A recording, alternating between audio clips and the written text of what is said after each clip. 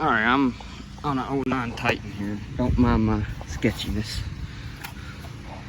I got my redneck deck stand. But I'm gonna change the axle. Well, I just already changed it. But show you how easy it actually is. Then again, I do not have a sway bar.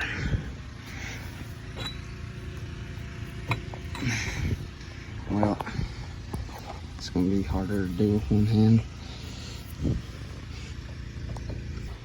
Get you like that. Alright.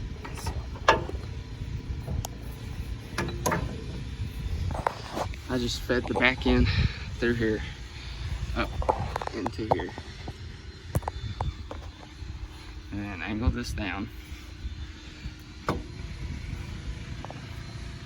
Slap right under my bump stop.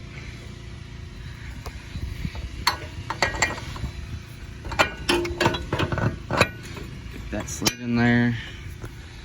And that drops perfectly down so I can bolt it on.